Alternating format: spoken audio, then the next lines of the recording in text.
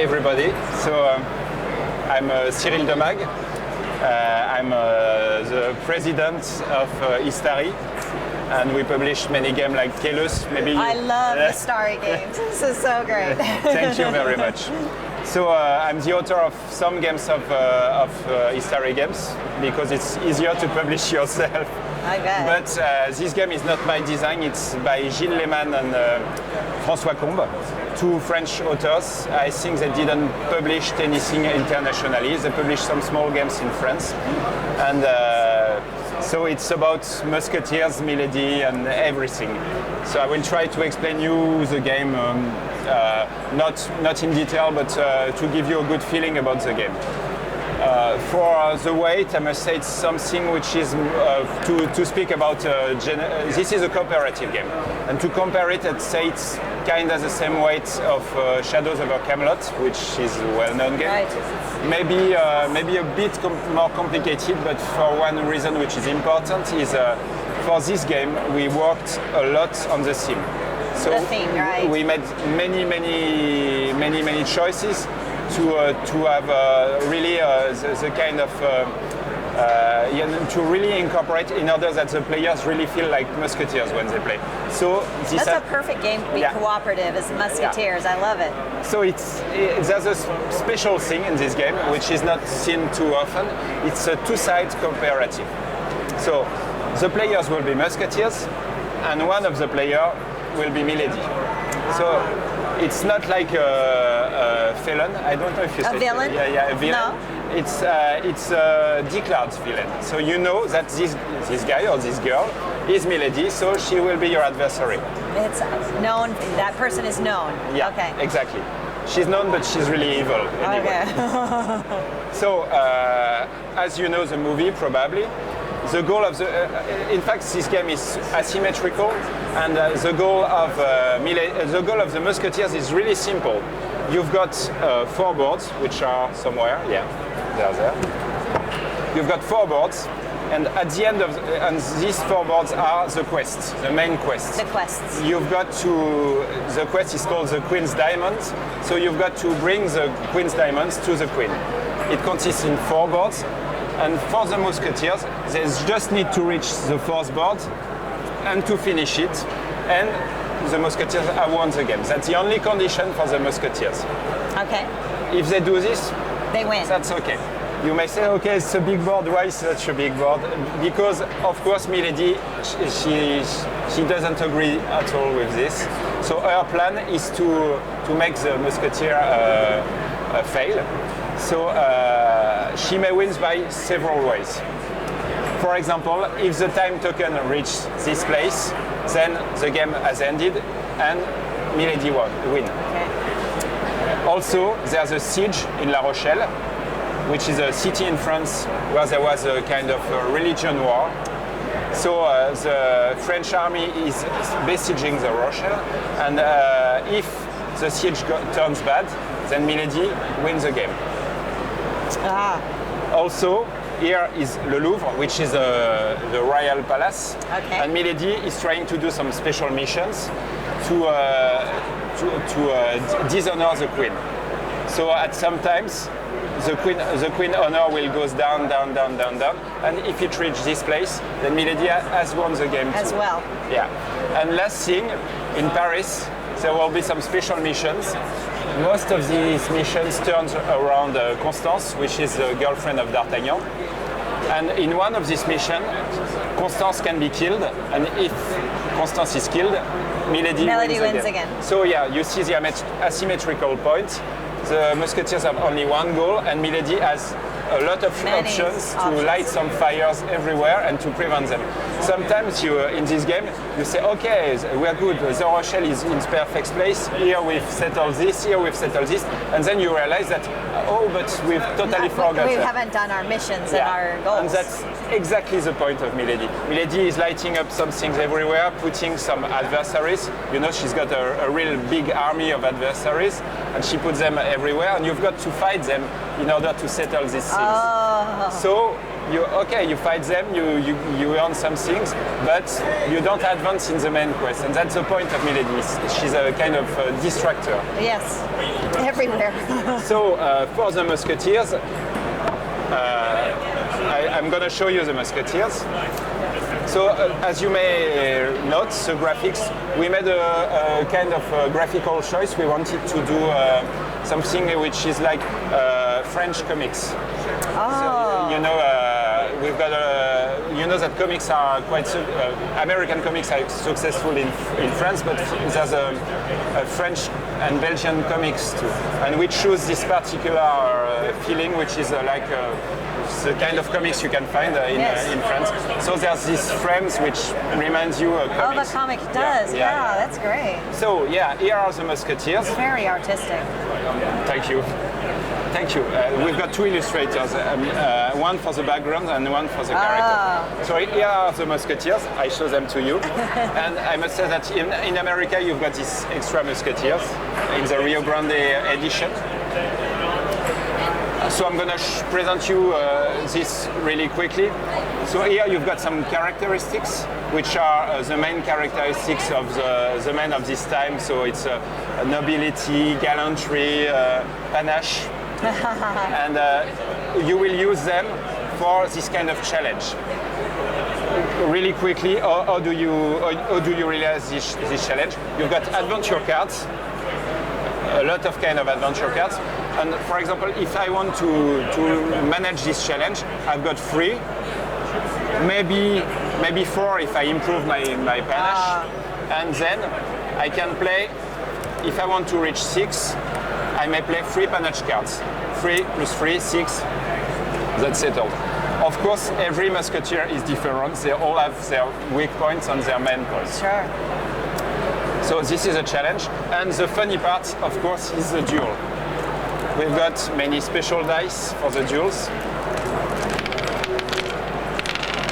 The red dice are for Milady. The blue dice are for the Musketeers. Oh, okay. As you have seen, there's many adversaries Milady can play, each with a particular power. I'm going to choose one which is really simple to explain you the duels, but duels are really funny. So this one is a really simple adversary with 3 dice. Okay. Normally a Musketeer has 3 dice too, but they are heroes, so he's got many more possibilities. So he can play combat cards. For example, if he plays this, then he will have 2 more dice. So he will launch 5 dice. And now I'm going to make the fight. Okay. You may make the I'll Milady. make this. You are Milady. Okay, I'm Milady. I will cheat then afterwards to show you something. Okay. Okay. Oh, it won't be a big shit, I will explain you. So, first I must check if I passed my secret move, because all the Musketeers have a secret move, like in the movies. Some skill that they can do, yeah. Secret maneuver or, Okay, the secret move is there. If I've done this, that would be very good for you, I think. It is my secret move. All right. And my secret move is, it means that I don't even look at your dice, you're dead. I've passed the special move and killed you directly. No, if I didn't pass the secret move, it may be different. We just forgot those and we just compare swords and shields. Oh, so sure. Here I've got 2 swords, you've got 2 shields, you parry me. Here you've got 1 sword, I've got 1 shield, I parry you. So this is a tie, even if I've got 5 dice. What we do is we each remove 1 die and relaunch. Do it again if it's a tie, so until somebody is... Yeah, or maybe it will end as a draw, because here you can see, you don't touch me, obviously, but you parry me anyway. So here, another tie. We remove another die and we do it again. Okay. And you see, I don't touch you, you don't touch me. But no, I'm the only one to launch dice. So I just need 1 sword, but I don't do it. And no, I really need 1. And I don't do it. So it's a total draw. I'm pretty unlucky with dice, I must say it. but so the dice have shields and yeah. swords and then but your dice the secret are better. move. Your dice are more efficient because you don't have the secret move. I don't have the secret move, so it's really balanced. Melody's dice are. Yeah. But of course, so I've got, as you see, life points. Oh, I was going to ask if that was. Exactly. He was the, let's say you Casanova do, or something. I don't know. Let's say you do this and I do nothing. Yes. I lose 2 life points. Oh wow. And if I don't have any life points, of course I'm a hero, so I'm not dead. Oh, you're not. No. Oh, okay. So it's time for me to show the small. The next part. No, not really. But sorry. So this is me. Oh, okay. Great figures. Yeah, thank you. I think they're really great. Yeah, they really are. And you've got 1 extra figures, as a special bonus here in Essen. Oh, I see. And it will be in the Rio Grande box too. Okay. So if I'm at 0 life points, what I will do, I'm not dead, I will go at my hotel, which is the special place for the Musketeers, and in the next turn I will stand up, grab all my victory points, pick 1 card, and that's it. So you basically recuperate in the hotel. Yeah, but I will lose so much. I will lose 1 entire turn, which is long, and which is good for Milady, of course. Yeah. And also we've got a kind of other things. You may see that it has a small role-playing feeling because you've got one Milady, which is a kind of role master because she influences a lot the direction of the game. And you've got Musketeers with their card, with life points. And there's another point, you can buy some equipment. This is one of the actions you can do. Actually, you've got 3 actions, and one of the actions is to buy some equipment. And for example, you can buy a horse, which will give you a free move. Oh. Or you can buy, I love it, the pistol. The weapon. The pistol is, you're going to see, I'm going to show you an example of small thematical rules. The pistol is 1 free attack. So you've got 1 sword, virtual sword. When you launch your dice, you've got your free dice plus another one. And the sword, at this time, were only 1-shot sword. Oh, okay. Pistols, I mean. Pistols. Pistols were only 1-shot pistols, of course. So the special rule for the pistol is that if you do, you launch the dice, and maybe you will kill the guy, pistol plus sword, but if there's a draw, then you don't have the pistol anymore for the remaining of the duel, because you don't have time to reload it. It's a one-time deal. Yeah, that makes sense. Yeah, it does take a long time. In fact, this is I showed you this particular point, because this is the kind of small rules we added to incorporate the theme in the game. Yes. We decided that, okay, pistols were only 1-shot, so we've got to make a rule for this. That's smart. So you have a lot of special things which like makes the game a bit complicated to explain, but really simple to play. Yeah. Because basically the turn is really simple. Milady choose a secret location to go. Then she plays a perfidy card, which maybe you lose 1 point, you go to prison. Yeah. Then each musketeer does 3 actions. Then we check the state of the siege, and the turn is over. So it's really, really simple to play.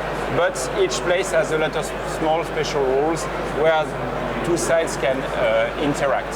Yeah, it sounds like it would be fun for the players because they would be really involved in it. That's Exactly. kind of that role play aspect you said. To be really honest, it was really our main point when we developed the game. We said, okay, there's a lot of cooperative games already. Yeah, there is, sure. But this is different. Yeah, many are good. Yeah. I mean, for example, Battlestar Galactica is my really favorite one because I really love the TV drama. So yeah, I do too. It's my favorite show on TV. And so I really love to play it. But my point here was, okay, we've got a cooperative, we've got a really strong theme for a cooperative. It would be a shame, not because Musketeers 1 for all for one. Yes. So it was really strong, and we said, okay, we have to do something which is not too seen too much, and which is really strong in theme. And I think the American audience will particularly appreciate it because we stopped developing when the testers said to us, okay, we really feel like Musketeers when we play it. That's great. And the other point is, in this game, you've got two games in one, because of course you may play Musketeers or you may play Milady. And is it totally asymmetrical? You've got two different games. Milady has a slower game development, but really strategical.